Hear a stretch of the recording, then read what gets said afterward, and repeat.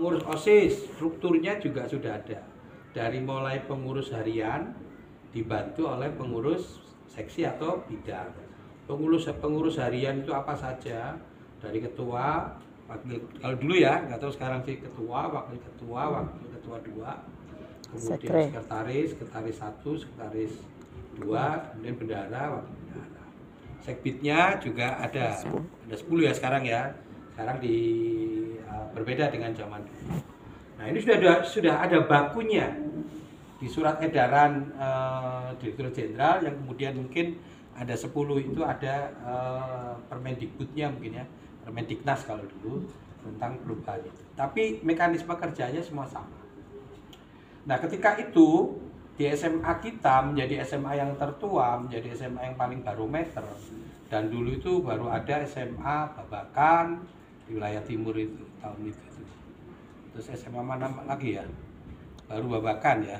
Palimanan bukan? Palimanan. Kalau Palimanan iya, enggak, wilayah timur. Oh, timur. Timur itu baru kita dengan Babakan, dengan Losari kalau nggak salah. Saya lupa. Nah, itu baru beberapa sekolah di timur. Losari bener. Pak Bedilan, dulu namanya Pak Bedilan kan, dulu di Pak Bedilan Losari itu. Bukan Losari yang sana.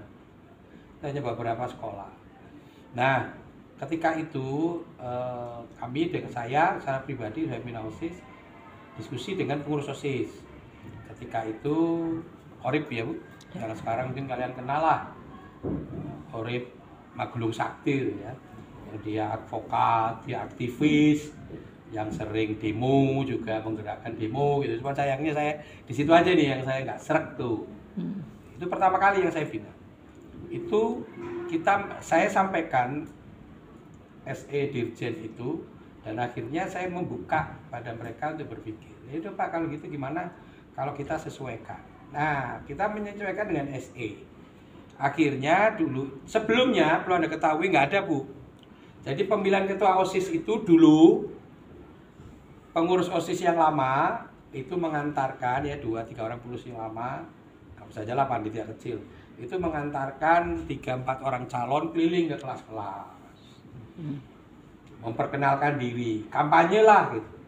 Saya Asep dari kelas ini, saya mencalonkan sebagai ketua OSIS, pilih saya dan sebagainya. Memang gitu doang gantian. Bahkan dulu sampai pernah sekolah kita itu ada di Mulia Bakti. Dulu kelas 1-nya itu di sekolah lain, kita itu pernah. Jadi dulu itu nggak satu tempat ada di sana. Yang dekat sekarang jadi depannya warung-warung sebelah gitu ya. Nah, itu selesai. Setelah itu selesai pemilihan. Pemilihannya kalau Anda tahu nyobek kertas di bukunya masing-masing. Tulis milih Ismail, yang siapa milih siapa. Nyobek kertas terus dikumpulkan KM itu. Kumpulkan terus dibaca. Ini sejarah ini ya. Itu bertahun-tahun ketika saya belum jadi pembina OSIS. Nah, ketika setahun saya jadi pembina OSIS kan proses itu ya. Kemudian saya ajak diskusi itu. Akhirnya bagaimana kalau kita itu sebagai organisasi yang besar ada keterwakilan yang disebut dengan perwakilan kelas itu tadi kan. Nah, sesuai dengan ketentuannya kita pakai 2-2-2-2. Kita bentuk, kita himpun Bu. Setelah kita himpun ya, namanya perwakilan kelas, kita himpun, terus apa ini yang dilakukan? Ayo kita memilih apakah MPK karena waktu itu di Indonesia belum pemilihan langsung. Jadi presiden, bupati, gubernur itu dipilih oleh anggota dewan dulu itu. Jadi itu dulu itu kita tidak ada memilih langsung. Memilih langsung itu hanya memilih partai dulu itu. Oh iya. Dulu itu kalau ada pemilu itu milih partai dan nggak ada nama di partai zaman dulu itu. Sekarang kan nama orang yang kita coblos kan fotonya kan. Kalau dulu hanya partai. Golkar dapat 7.000 suara. Satu kursi di DPR misalkan 700. Berarti kalau 7.000 DPR Golkar dapat berapa suara, berapa kursi? 10 kursi berarti. P3 dapat 3.000.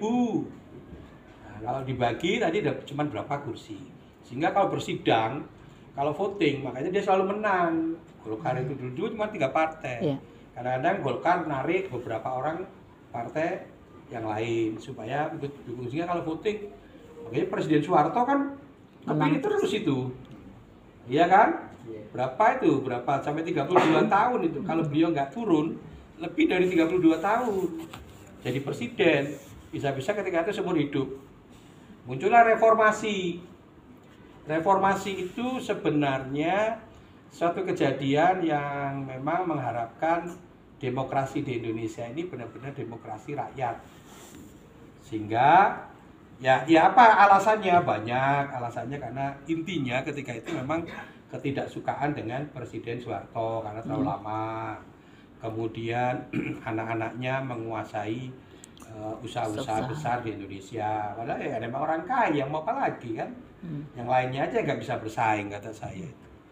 Kemudian katanya melihat korupsi. Nah, yang lebih anu lagi itu, selain situasi di dalam negara kita yang dibuat sedemikian rupa, ya, nah ada kepentingan luar negeri yang kepingin Indonesia itu enggak bagus, kacau, chaos gitu ya, sehingga ekonominya hancur. Kalau udah Indonesia hancur, Indonesia terikat dengan negara lain, Indonesia non blok. Nah, berhasil.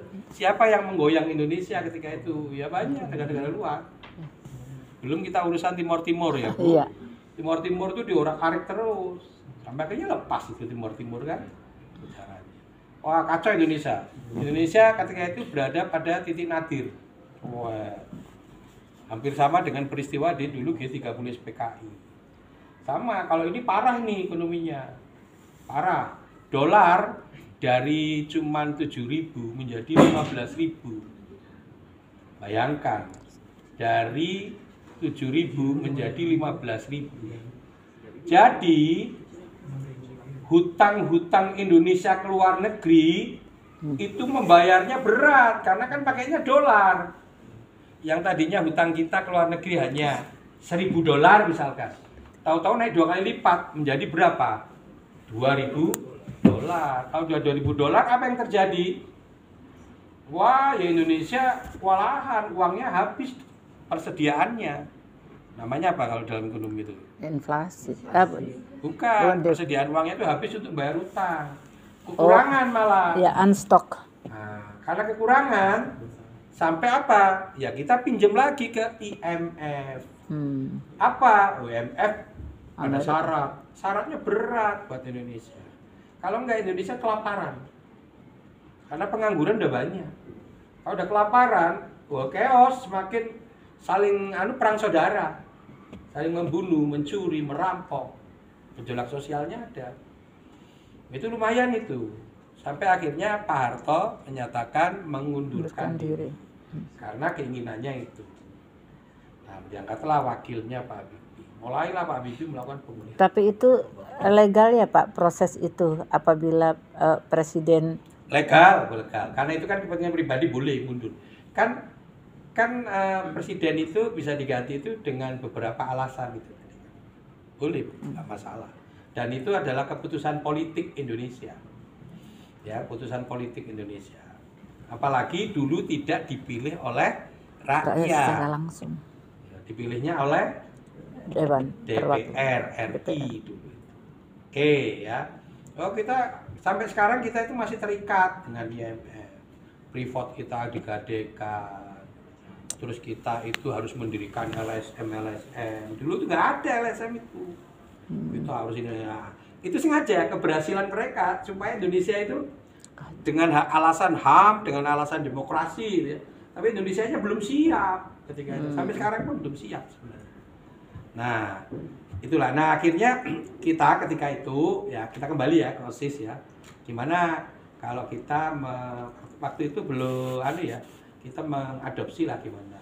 Ayo kita adopsi tapi kita adaptasi. Kita sesuaikan. Itu Bu. Akhirnya oke. Berarti nanti ketua OSIS-nya tidak dipilih langsung, yang nyobek kertas buku. Dulu nyobek kertas buku dulu. Zaman dulu sudah pemilihan langsung sebenarnya. Iya. Sebelum Indonesia pemilihan langsung itu. Di kita sebenarnya sudah sebenarnya. Cuman ketika itu kita sepakati kita mau meniru tatanan negara kita. Oke, ya wis, kita tiru. Berarti nanti ketua OSIS dipilih ya oleh ini MPK ya. Tetapi akhirnya tidak, tetap Bu. Tetap pemilihan oleh anak-anak di hasil MPK itu. Nah, berikutnya MPK ini harus melakukan sidang, rapat-rapat supaya kelihatannya kesannya karena kita mau ngadopsi seperti DPR kan. Mulai kita berdiskusi namanya apa, DPK, MPK, APK. APK, anggota dewan kelas ya. Oh itu diskusi kita ketika itu. Wah ada pola Pak, M-nya itu adalah musyawarah perwakilan kelas Pak, yang terdiri